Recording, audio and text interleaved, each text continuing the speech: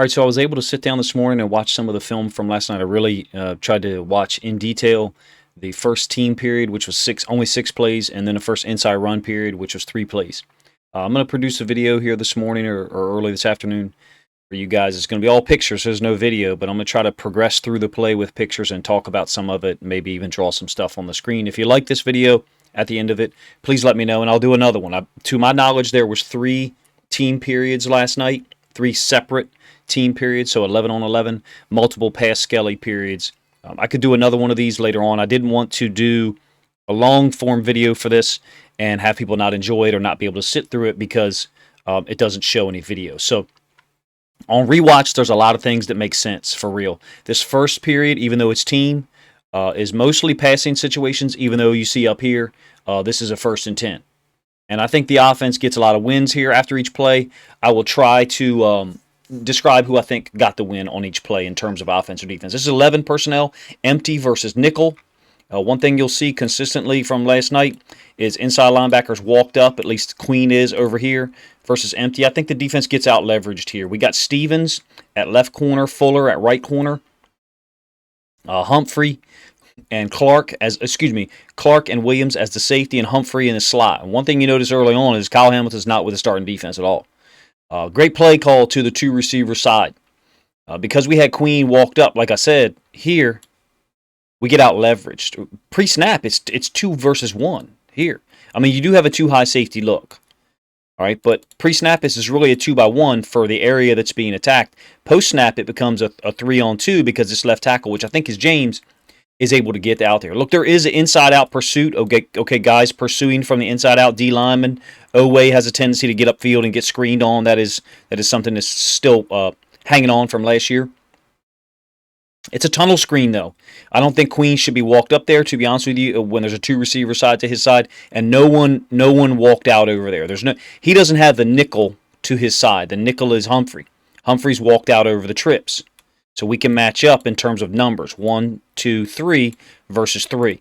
We're not matched up numbers-wise over here because there is no nickel. And we don't want to walk the safety down. We appear to want to stay in 2 high safety looks often. Chalk this one up for the offense. Good play call.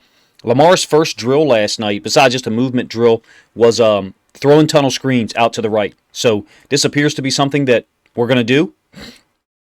Again, chalk one up for the offense. A win there. Play number 2.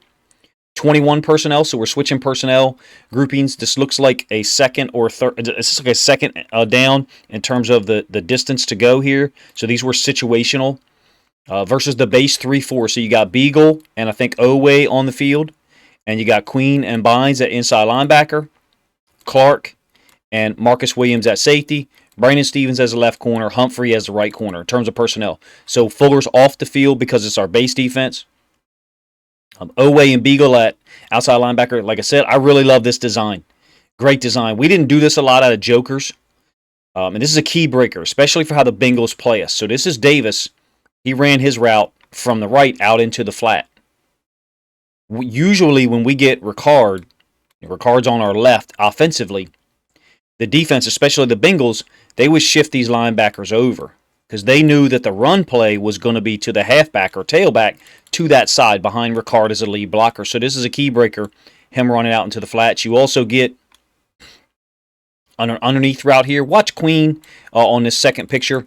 He does look at he's looking here initially, but prior to this pick I took, he was actually looking outside, which is something he did not do a lot of last year. You can see the design of it. You got Andrews on the late under route, and then you got Davis clearing it out. A little bit deeper route right here by whoever that other tight end is. Might be Boyle. Lamar was sharp. I mean, he was sharp. Yes, he's looking for Andrews often. And just as an aside, defensively, this looks like a no coverage zone situation. We would call it NCZ, meaning the inside linebackers are not going to cover anything shorter than like 5 yards. That might be specific to this coverage. It might just be specific to this time period. So sometimes you'll have plays that succeed in these situations that maybe wouldn't in a game where people are going to make contact with receivers in a more physical manner than they do in this time period, which, like I said last night, was about 65-70% intensity. I think Queen looks better in his pass drops for real. He used to stare at the quarterback and be manipulated by the routes, and he had a landmark there, and he looks like he's reacting to his routes. So play 3 is back to 11 personnel, and it's bunch. One thing I like about it is Andrews is the inside guy. He's not the point guy as much. Last year, he was the point guy often. It's Prochet this time. I guess this is before Duvernay apparently got hurt running into Chuck Clark. And it's third down. So situational. Third down and 4, third down and 5. And it's a blown coverage. Now, this is a big difference in the way this looks pre-snap versus bunch. You guys know, if you've watched my channel a lot, I would talk about Wink being real simplistic coverage-wise. Play man-free versus almost everything, particularly bunch. Now, we do have Humphrey on the point man, which is kind of a giveaway that it's going to be man. But it looks like we have a too-high safety look. The only guy with any awareness for what's going to happen is right here, which is Marcus Williams. We'll let this run. It's not the play. You just see pictures. This is a blown coverage. Clark and Williams in the too-high look. Tony Jefferson is on now, not Kyle Hamilton. And you can see Clark is on Andrews. We got a man-to-man situation up here with Fuller on Bateman. I thought Fuller did well. Humphrey appears to be on Prochet, blanketing him. Presumably, Brandon Stevens is on Duvernay here on the outside. No one is on Justice Hill. Blown coverage, easy play for us. And again, we had the inside linebacker walked up. Great that Lamar recognized it for our team. It's good. He recognized it quickly. The only guy who had any awareness of it at all was Marcus Williams. He can't possibly defend this route from the other side of the field. He was signaling to people pre-snap. Again, dealing with pictures. Again, Queen has walked up, and I'm not a huge fan of this. I've seen this a lot in this situation last night. Maybe we're doing it for a reason. Maybe it's not something we're going to do all the time, but not a huge fan of it, to be honest with you. And I feel like it puts us in bad position for taking our drops. But, we're threatening the rush. We're trying to get a certain pass pro scheme. And, in this case, we're not going to attack Lamar. But in any case, it's score another one for the offense. Wide open, Justice Hill over the middle. No one on him. Blown coverage. That's the risk when you play multiple coverages. Okay? Let's talk about Wink versus Mike McDonald. If you're just going to play man-free every time, they line up in bunch, which is what Wink generally did. At least your guys know what to play. You might get beat, but at least they know what to play. We're playing man-free here, but someone's mixed up. Someone is not playing this correctly, in my opinion. I'm not sure who it is, but we're not matched up. And Lamar saw it immediately, like I said. So that's a good thing for our team, not a good thing for our defense. Let's score another one for the offense, if you ask me. First string offense comes off the field. First string defense comes off the field. You see we've got Hamilton. So this is the fourth play of team. Tony Jefferson is on the field again. And this is our base look, I believe. 21 personnel. So Batty is out here at running back, out wide. So I call this pro twins. So tight end, Z. And then twins out here, but we know Batty is motioning. But pre-snap, we can tell the coverage because Harrison is out here. Looks like that's going to be a mismatch if you ask me. Batty on Harrison in terms of pass coverage. We run Batty in motion in front of the quarterback. It's like a jet motion or fast motion. You can see Batty has run to the other side of the field. And what's happened is, you don't see it because I've only got pictures, is Harrison had pointed to Welch to go ahead and take over Batty in terms of the coverage. And there's a lot to say. It's a drag coming back across the field by Oliver, and Kyle Hamilton is beat. So and I'll let you see it. He's beat. So you could say, well, man, he does look slow. Well, but there's a lot to say about this, and part of this element is not his fault. First of all, he's out-leveraged by, he's lining up over on this side of the field, and then he's covering Oliver, who knows his route. You generally got it looking like that. I'm going to pull this back a little bit. Here he is pre-snap. Oliver's down there, right? Oliver is going to run this route, and then as Harrison comes through and Welch runs with Batty, okay? Because Batty's going here. I know I got a lot of lines drawn on the screen, sorry. Harrison is essentially going to pick or screen Hamilton. Now, you don't get the video because I'm not sure what to do with the video if we're allowed to use it or not. Hamilton ends up going over top of Harrison. Well, he's got to. He can't run through him. I would offer to you that in a game situation, I'm going to teach my guy, if we've seen this formation on film and we're prepping for it, well, we're not going to be playing man, first of all. But second of all, If we are, and this inside linebacker's running across, I'm going to teach him to run through this guy's face. Run through his face. We might get a penalty. I don't care. We may get a penalty, but I'm going to tell you what's going to happen. The coach isn't going to call this play again because this is what we call a free shot. And if you're going to give me a free shot, I'm going to take it. Now, in this practice situation going against our own team, that might not be the way that we're operating. Understood. We don't want to hurt each other, right? I got it. I still want Harrison out of Hamilton's way. Is Hamilton going to be beat on this play just because of the leverage and the route? He's probably going to be beat because he's trailing. But he's not generally going to get beat by this much, if you ask me. He had to, go around Harrison, like I said. I would say this is another win for the offense. It's interesting to me, though, pull this back one more time, that on the first play Huntley's in, we're moving him outside the pocket. We didn't do that once for Lamar that I saw last night. Let me know if you saw that. Again, another win for the offense. Took advantage of the coverage, and again, it was man that we took advantage of. All right, let's get to the fifth play of team. All right, fifth play, empty bunch. So you've got bunch here, and then the running back, which I think is McCrary, out wide. All right, so normally we'd have bunch and then the running back in A gun, like that one that Justice Hill caught, over the middle, or the running back will be on the other side in B gun, and maybe he runs a route out into the flats, or maybe he runs a wheel, which is what they worked on the last period of the practice last night. Pepe Williams is on here. He's in the box, definitely in zone. We've got two high safety structure with Jefferson and Hamilton, and the corners out wide. It looks like we've got a man call or a lock call over here with, I think that's Williams on Robert Williams on Tylan Wallace. And this looks like cover 3 to the front side, so I'll let you see the picture. Harrison was that inside linebacker. He's dropped out. Pepe Williams was here, and he dropped out to the flats. This is Tony Jefferson. He spun down. And now the guy who doesn't look like he's playing cover 3, well, besides over here, this is clearly man. We would call it Louis, Maryland, whatever.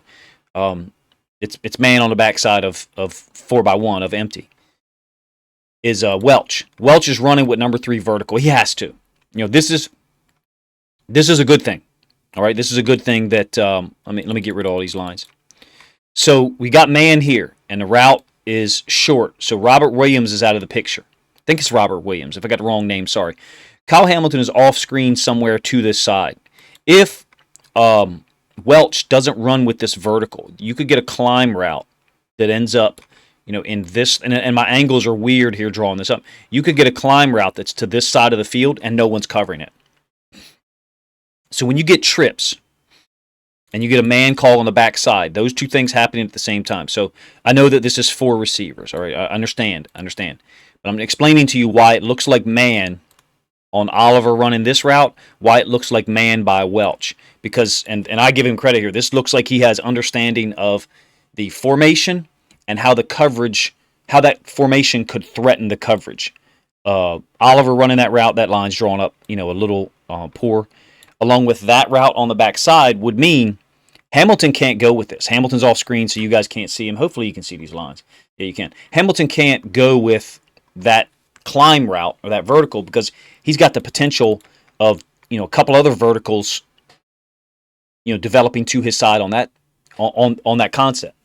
So whether we think Welch is going to play in games or not, whether we think Welch is going to, contribute or not, this is an example of someone's taught him and he's very aware of covering the threat against this specific coverage by the 4x1 formation.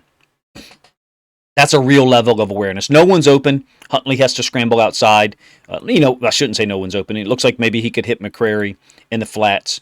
Pepe Williams, presumably, if he's covering the flat, is off screen here. Out in the flats, wider. Than the camera's panned. So a win for the defense, I would say, just because the coverage, allowed no one to get the ball, but clearly, looks like maybe we could have got the ball to him. 6 play, last one of team. Huntley's in again, so Lamar got 3 plays. Huntley got 3. And this is bunch to the other side. This is the same, I would say, the same exact look as the 3rd play when we got bunch. All right, now, Humphrey's not on, Williams is not on, et cetera, et cetera. So that 3rd play was the one where Justice Hill got open over the middle. Justice Hill was on the other side. Justice Hill would have been on this side, the same side as the bunch. Okay, it's flipped, it's mirrored. the third play that I'm referring to, the bunch was over here, 3 guys, and the back was on the right. So the back and the bunch is on the same side. This time the bunch is on the left and the back is on the right side. So I would call this B gun. Same coverage though, man free. So I'm interested if we continue to do this. I think this is the same coverage, and it's a little concerning to me how this develops. I think likely beats Pepe Williams over the middle. I think is here, and you've definitely got man on the backside. Looks like a safety is coming down to play this running back in man. This outside linebacker tried to jam up the 2 tight ends and then rush late. Looks like we're getting some pressure here off the defense's left, offense's right. I think that's against Falele. But the thing that always killed us against bunch and multiple trips formations with Wink was the middle of the field. I call it the low hole. The middle of the field short. Not like 2-3 yards past the line of scrimmage, but 6 to 8 yards, somewhere around there. Shorter than 10.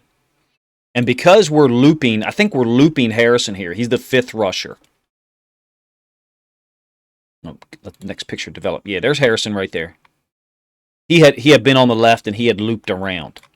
Which, I mean, this really just looks like Wink Martindale stuff from a too high structure. That's a little concerning to me. I'm going to hold on to that anxiety, though, because I do believe we're going to be more multiple. But just in this video, we've seen us play man-free twice against bunch. Not the bunch empty, where the running back, the previous play I showed you, where the running back was out set to the right, out wide. Not that one, but the 2 times we saw bunch right A on the 3rd play, and then bunch left B on this play, which I think is the 6th play. We played man free, and the low hole was open both times. That's a little concerning to me. It's the same area of the field that was open against trips when we played man free all the time, because we insist upon rushing 5. 1, 2, 3, 4. When I say we, I mean I'm referring to when we had Wink. I'm not telling you that I think Mike McDonald's going to be the same as Wink. I'm just telling you the first 2 times we've seen bunch, we have brought 5-man pressure and played man free, and the low hole was open both times. And the 5th rusher, Harrison, is an inside linebacker. Presumably in man free, he would be the guy defending the low hole. So take it for what it is. I'm going to hold on to that anxiety, to be honest with you, until another day. But once I see 2 instances of the same coverage and the same spot on the field being wide open, I start to jump to conclusions. But we've got to wait till another day to draw conclusions. Likely is a big target, and it's a tough cover for Pepe Williams. Clearly, giving up a huge size differential, and likely is a good enough athlete. Okay, last period is interesting. It's an inside run period, so there's no wide receivers and no DBs. And again, let me know in the comment section or even in the chat section if you guys enjoy this. I know that there's no video, and I'm talking through it, still making observations. Hopefully they're interesting to you guys. No wide receivers, no DBs. Presumably they're down, on the other end of the field doing one-on-ones. And I think Harrison and Queen are down there too. And some guys are held out of this time period. Like Justin Houston doesn't get much run here, at all in any of this stuff. Vince Beagle is on with Oweh often.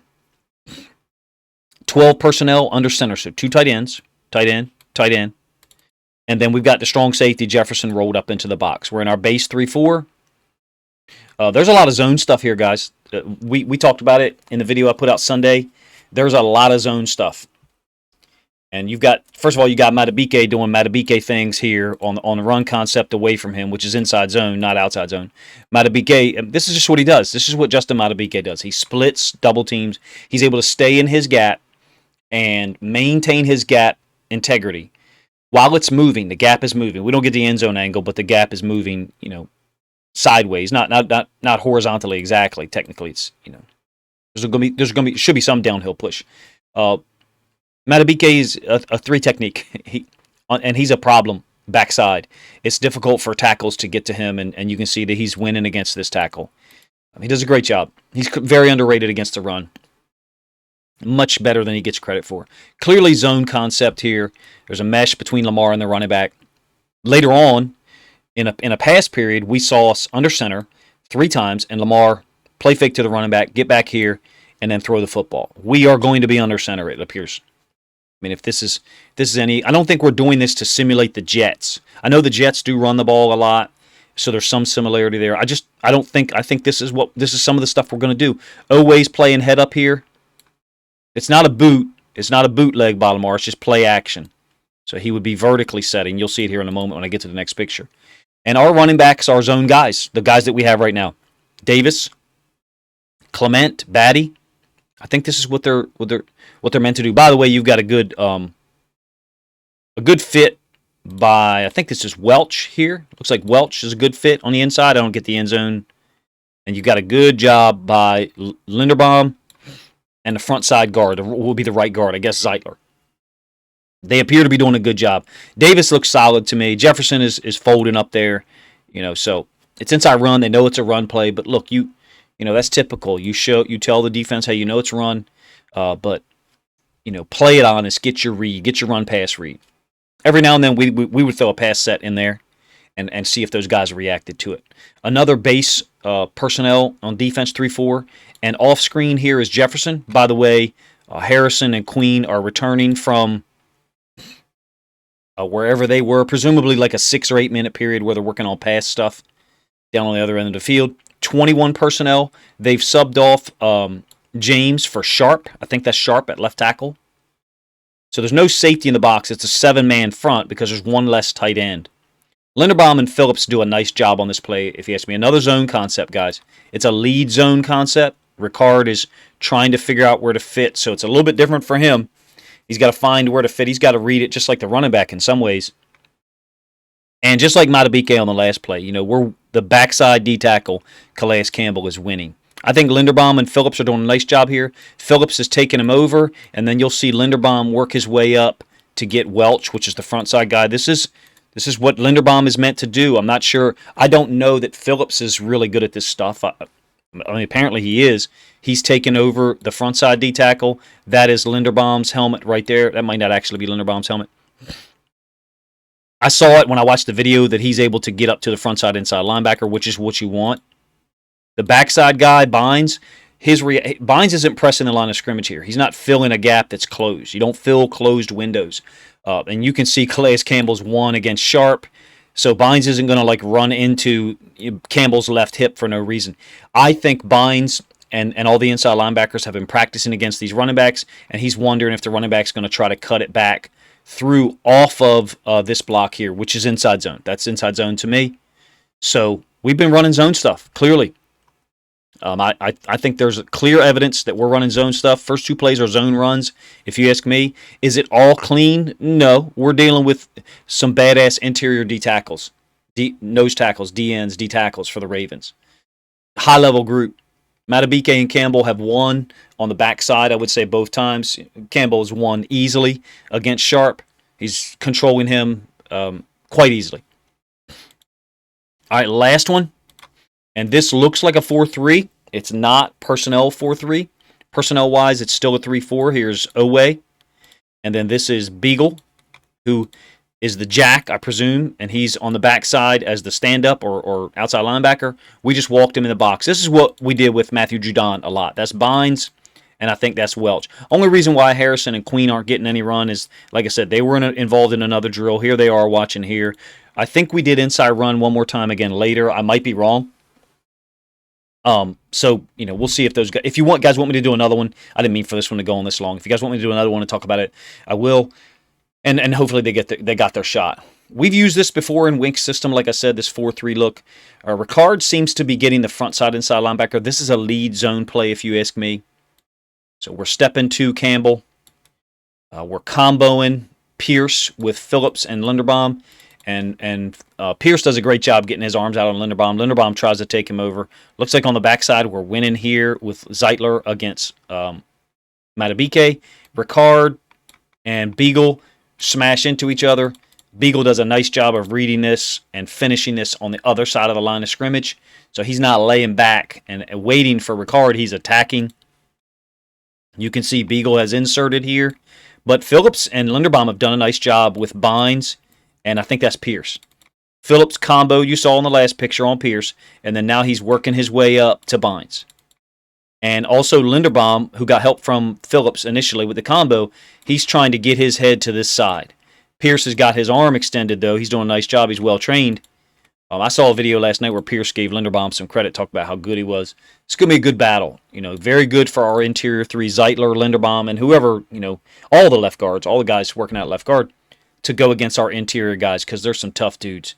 And Davis is going to wind this and cut this all the way back. Maybe he cuts it back because of Beagle and then Pierce. But when I watched the video, Pierce did not drive Linderbaum back at all. Linderbaum, his next step is able to get his head on the play side. You'll see it. And see what I mean on the play side. Now Davis has already cut it back, and Pierce is trying to redirect, obviously. So I love what we've got in terms of the zone structure we're seeing here, and I like Davis. I don't know what you guys thought. I thought he looked good. I don't get the end zone angle. Oweh's over here on this side. Looks like he's kind of heavy with the tight end. Gets a little caught inside because he doesn't play any role in being near Davis. You can see what I mean here. I think that's Boyle he's dealing with, but I might be wrong. So, again, another great matchup for our defense. Another great matchup for our young players. Excuse me. I was talking about Linderbaum, Phillips, other guys matching up against our interior D tackles. Oweh, young guy, going up against Boyle every day. Great for him. Our running backs got to make people miss or break tackles sometimes. There's going to be safeties that are there. They're going to get a run-pass read. So when this play starts, here's Jefferson. He was off screen in the beginning of the play. Now he's on screen. Why? Well, he sees a run read. They're going to tell him, even though it's a run play, go ahead and get your read and react to your read. This is the last play, 9 plays, 25 minutes, a little longer than I wanted it to be. I know Ravens fans are kind of starving for content. If you guys wanted me to go over another team period, I would, and maybe a pass Skelly. I'd like to keep it a little bit less than 20 minutes. I thought this was a little long, but it's cool to watch, man. Cool to watch. We're balanced, if you ask me, offensively and defensively. We are going to make each other better by the matchups that are there, personnel-wise. Like I said, Linderbaum going up against Pierce, Matabike, some of those other guys, only going to make him better as a young guy. Really excited about this team. I am going to sit and watch some more film of it and have some type of video later, but if you guys like this, where I talk about the plays and what I saw, I'll produce another one of these early this evening. Appreciate you guys checking it out. If you haven't subscribed to the channel, please consider doing so now.